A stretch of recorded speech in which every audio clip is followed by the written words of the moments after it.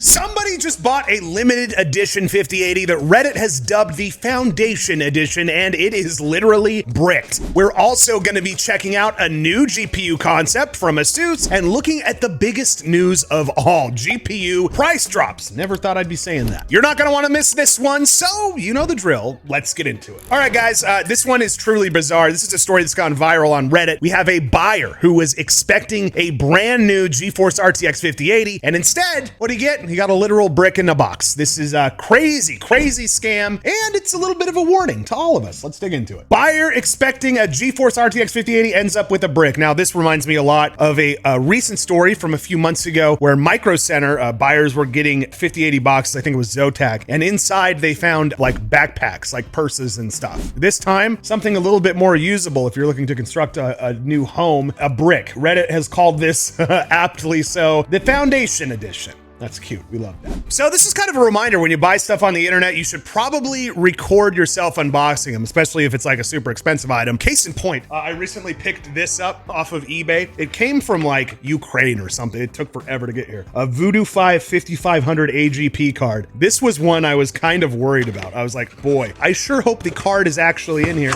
Turns out it sure is. And I have like a cool retro build plan for this one. If you guys know anything about this card, you know how excited I was to get this. Well, you have this customer who's like, you know what, I'm gonna get a 5080. Guess what, he got something a little bit different instead. This Reddit user shared a disturbing story of receiving a wrong item instead of an RTX 5080 GPU. Now there's jokes all over the internet about these cards being the size of an actual brick, but this time, guess what? Scammers are taking advantage of this meme by returning literal bricks. Now for context, a standard brick weighs about 2.2 to 3.5 kilograms, depending on the material. To trick return systems, scammers only need to match the weight. So if there's a whole bunch of automated checks going on Amazon or these sites, they just go by the weight and say, cool, we got it back, it's fine. That is tough to do with graphics cards because, as you can see here, people are now returning things that aren't the actual item and just trying to get away by having a similar weight. The scheme is even easier if the original shipping label isn't tampered with or is replaced. These so-called untouched graphics cards, often not marked as return or open box, are then sent to other buyers. So you could be going onto Amazon or some of these sites and thinking that you're buying a brand new 5080. It's not like, you know, you clicked on the listing and there's a bunch of other sellers selling open box or lightly used items. No, you're just hitting buy now and potentially getting something like this. That's how some customers end up with bags of sand, or as we're seeing right here from this photo, literal bricks. Now, I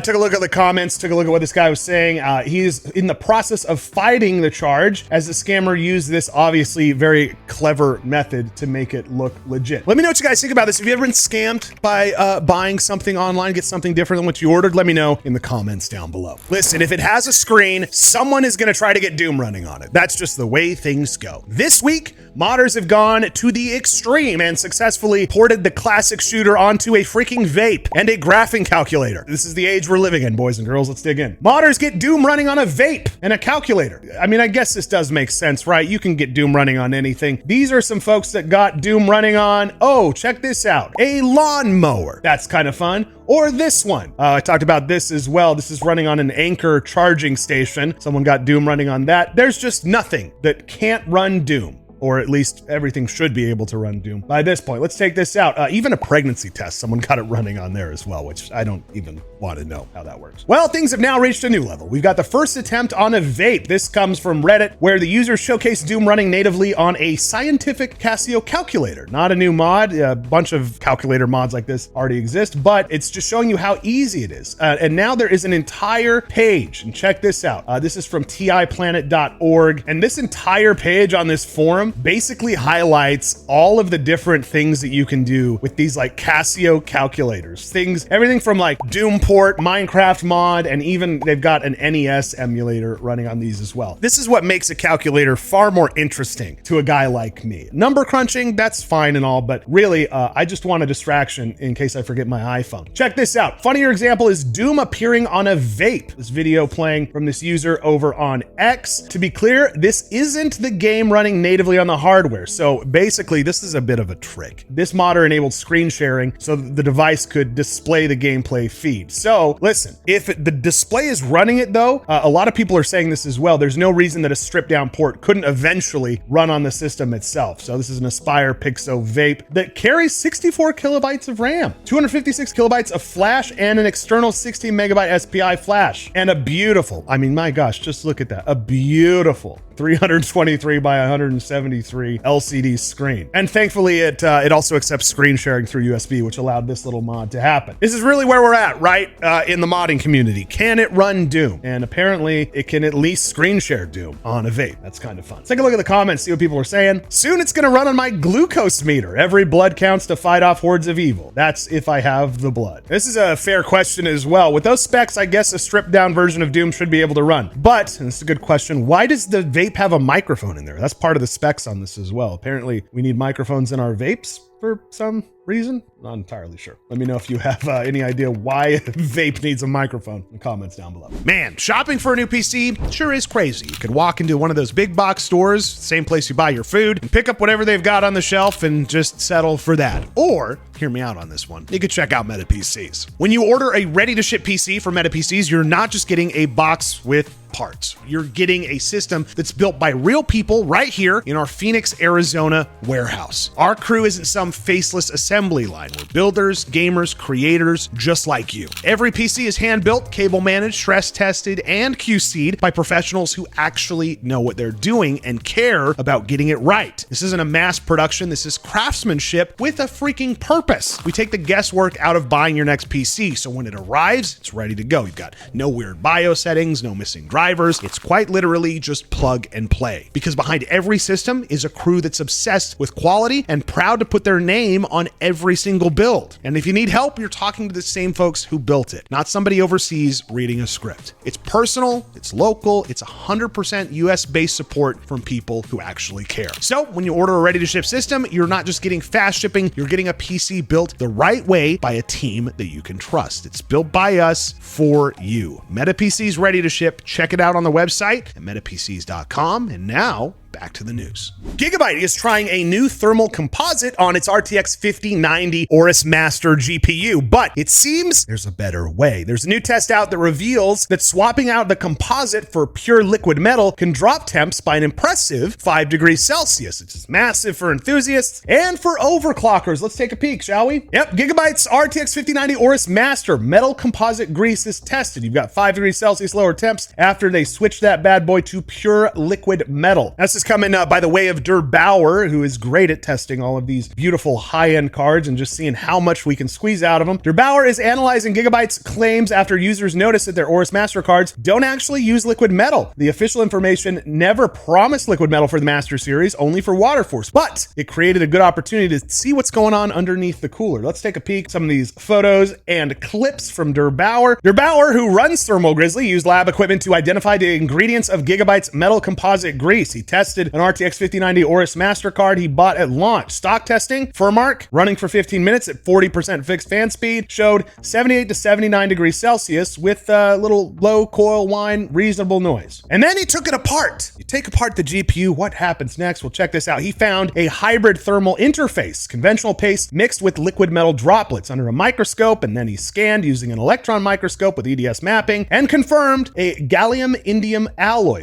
which is liquid metal, dispersed in the paste alongside common filler compounds such as zinc oxide and aluminum oxide. Some material had squeezed out near the GPU edge, and unlike NVIDIA's Founders Edition seal, there was no rubber barrier around the die. GIGABYTE does appear to coat surrounding SMDs, but stray liquid metal can still threaten shorts if application amounts vary. So you get the card taken apart. What happens next? Well, obviously you got to clean it and apply pure liquid metal. He added a sealing frame around the die and re-ran Furmark, same fixed fan speed, and produced 74 degrees Celsius, which is a 4 to 5 degrees Celsius improvement compared to the hybrid paste. Obviously, hybrid paste, that's what you're going to see on like your mass production. But to keep the same handling risks while performing closer to regular paste than liquid metal. Pure liquid metal remains better for thermals if applied safely, but then who's going to risk voiding the warranty on a $2,000 graphics card for 4 degrees Celsius? Bauer. That's who's going to do it. To answer question there. Let me know if you guys would be willing to run the risk of potentially ruining a $2,000 plus GPU for 4 to 5 degrees Celsius. Are you brave enough? Are you strong enough? Have you done it? Let me know in the comments down below. All right, this is an incredible discovery for AMD fans. There's a new report that shows that you can flash the BIOS from a higher end RX 9070 XT onto a base RX 9070 and get a performance boost of up to 20%. This is massive and gives life to an already amazing card, in my opinion. Let's take a peek. The Radeon RX 9070 flash with XT BIOS gets up to 10 to 20% boost. This is interesting. There was a lot of talk about the 9070 XT and it being able to achieve some better performance just through BIOS updates, but this obviously involves flashing it with XT BIOS onto a non-XT card. Let's dig into that, potential risks and things, and also what type of performance boost some folks were able to see. More tests are emerging with Radeon RX 9070 non-XT being flashed with a 9070 XT V-BIOS. Raises the power limits and allows much higher boost clocks. This, of course, this goes all the way back to April, and you guys will remember that some stuff came out saying that this was possible, but there weren't like a ton of reports on this, right? So this is kind of an update to that, sharing that this is indeed possible. This is coming by the way of a Reddit user who shared their experience flashing a Power Color RX 9070 Reaper with the XT firmware. Running 3D Mark Steel Nomad, the stock card scored 5,821 points. With the XT BIOS applied, the same card reached 6,461 points without tuning. Haven't even tuned the card at that point. After voltage and memory adjustments, the user managed, check this out, 7,277 points, which is above what undervolting could achieve on the original firmware. That, for those keeping track at home, those math wizards at home, is a 25% improvement without making any physical changes to the card. Let's talk about gaming, which is probably what most people who are using this card are most interested in. The uplift is smaller, but still present. The user measured around 70 FPS in Cyberpunk 2077, that's at 1440p, on the stock BIOS with some mixed ray tracing settings. With the XT firmware and tuning, average frame rates got up to 78 with better 1% and 0.1% lows. Overall, the card seems to be 8 to 12% faster in gaming. Here's a quote from the Reddit user that made all this magic happen. Overall, I'm quite pleased with the results, as feeding this card more power has enabled me to gain a sizable improvement across the board in games that I've been playing. If you decide to do this, make sure you perform your due diligence and take precautions. This is very, very important. In fact, as a reminder, with any BIOS mod, there are going to be risks. You must understand this. Users are going to report like a higher power draw, increased heat, and you could have some instability in idle states as well. So as long as you're comfortable with all of the trade-offs that come with that, just beware. Also, cards with dual BIOS switches are safer for experimentation. If you have that switch, if something goes wrong, it's a lot easier to revert back to your standard BIOS. But flashing a single BIOS card carries the risk of bricking the GPU, and also the second you do stuff like this, your warranty goes bye-bye. So something to keep in mind as well. Still, we should remember and possibly thank AMD for leaving that gate open. Such mods were possible on nearly all GPU architectures, including RX 480 to 580 mods, Vega 56 to 64 BIOS and such. DIY overclocking. I mean, such a classic gamer thing to do, isn't it? It's about getting the most out of your hardware, and it shows the value of some of these more aftermarket tweaks, which is kind of fun. Let's take a look at the comments, see what you guys were saying on this bad boy. The old news is I did this back in April when everyone else was doing it. I was here first. This is me swishing my hair, if I had it. I did it back in April before it was cool. I flashed my BIOS back in April. I'll stick with my 5090 and beat everyone. Cool. What you guys think about this below? Are you willing to maybe try flashing the BIOS if you do have that 9070 card and see if you can squeeze out some performance? Or is it too much of a risk? Let me know what you think in the comments down below. Well, you know what? It's finally happening. GPU prices are dropping and we are seeing some huge discounts on the latest RTX 50 series cards, with the 5090 finally hitting, get this, hold your applause for Jensen, not for me, hitting that long-awaited $1999 price point. This is massive news for anybody that's looking to upgrade their PC. Let's take a peek. That's right, the 5070 drops below MSRP to $524, and you've got the 5060 Ti now at $334. That's right, we are down to below MSRP on some of these cards. We kind of figured this day would come, but guess what? It's here, boys and girls. It's almost been 5 months since the 5070 dropped below its $549 MSRP in Europe. At that time, the card was listed at 10% under MSRP. In the US, it's been slower to improve. That's we have a lot of stuff going on. We've had tariffs up, down, all over over the place, and then also stock levels have fluctuated pretty wildly as well. Now the RTX 5070 is finally available at or slightly below MSRP from several major retailers. You have custom models, including some of those small form factor NVIDIA stamped ready standard designs. Those you can find for $523. And then you have the Founders Edition, who is returned to Best Buy at the official $549 price. Now let's check out the 5070 Ti and 5080. Those have been selling well above official launch prices. Guess what? Those now back in stock at MSRP. 5070 Ti, $749, 5080, $999. You have custom and reference models on that as well. Now, this is interesting to read. Obviously, you're kind of picking and choosing a lot of these that we see on Newegg or Micro Center or Best Buy. More curious what you guys have seen, because you're obviously out there shopping for this stuff, right? Or at least keeping a pulse on it. What have you seen out there in the wild when it comes to pricing in the real world? Let me know in the comments down below. Meanwhile, check this out. What about the 5060 Ti? Well, that one is getting some deep price cuts. The 8GB version, originally priced $379. Guess what? You can now find that for as low as $339 after discounts and rebates. And the 16 gig card, that's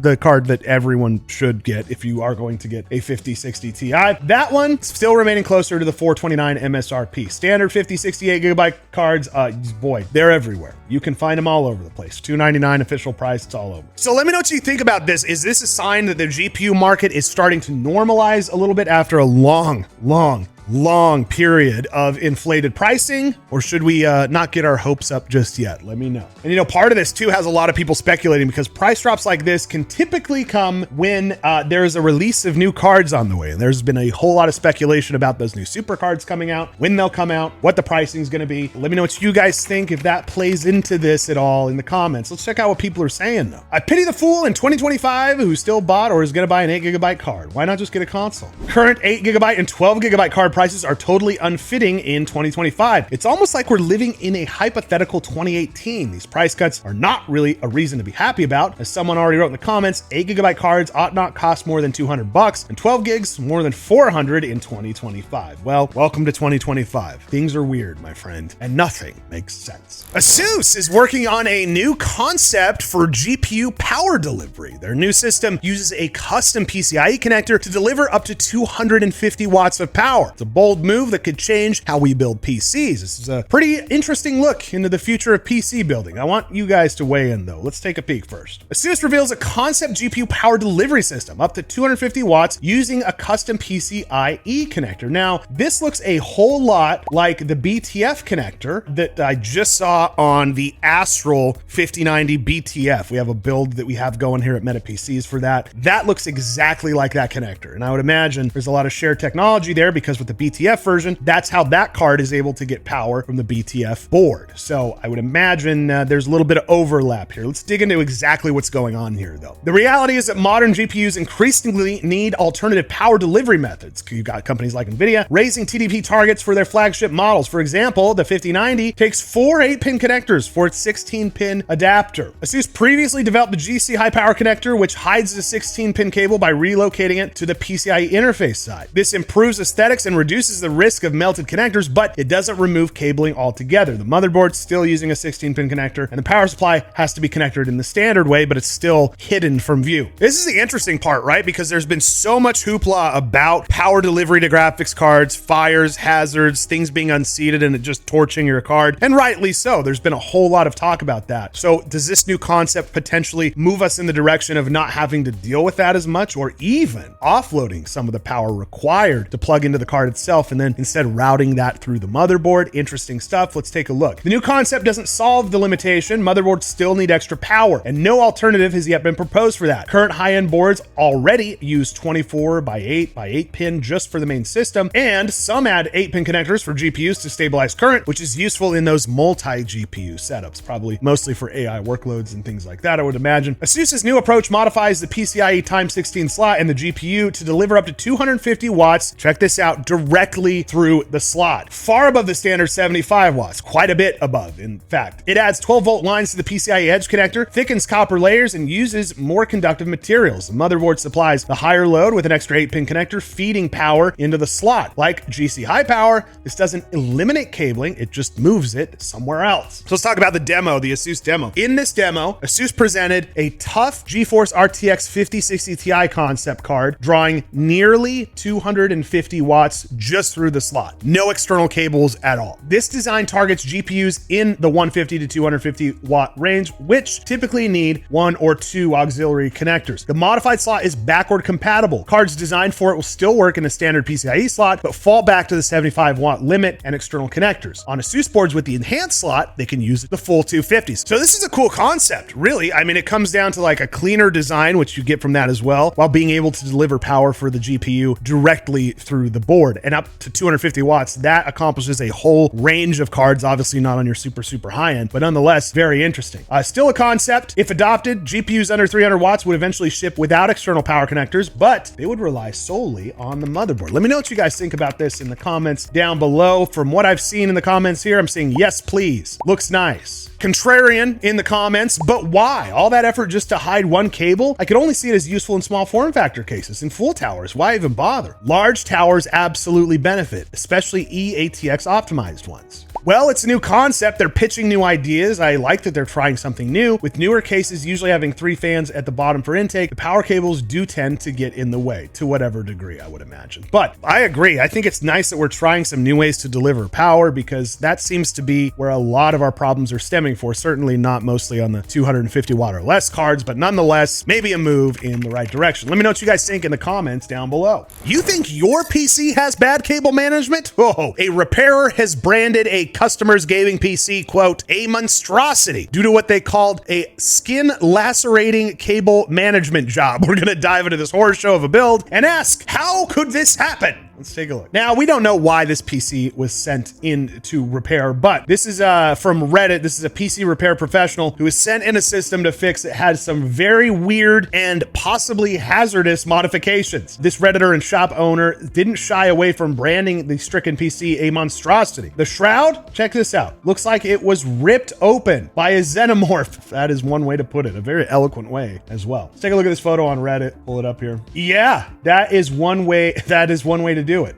My gosh. Oh no, there are a lot of exposed things. This is, you cut your hand open on that thing. That is crazy. Commenters in the PC Master Race subreddit thread are largely puzzled as to why such a heinous act has been carried out on this PC. PSU Shroud already featured a modestly sized cutout for cable routing just below the breach zone. Indeed, this user is also baffled by what they saw when this came into the shop. The assembled social media-based PC building experts generally say that the twisted metal surgery this PC has undergone, presumably by the owner, is user error. To put it, that is putting it so nice. That's a very kind way to say it. However, some are charitable enough to suggest the 8-pin cable from the PSU to GPU may have been too short to take a more scenic route. That is the only reason I can think to do something like this. That is just incredible. Also, side note, if you take a look at the photo, a lot of people on Reddit are calling this out. 256 gigabyte SATA drive mounted on the PSU Shroud area. Probably an old drive that they came over from an earlier PC build, because boy, I'm not sure this is going to get it done, this 256 gigabyte SATA in 2025. We've all seen a bad build before, but this one is truly horrific. I'm interested to see and hear your PC build monstrosity stories in the comments down below. Let me know. That's going to do it for today. Thank you guys so much for watching. As always, make sure that you like and subscribe so you can keep up with videos like this in the future. As always, we will see you next time.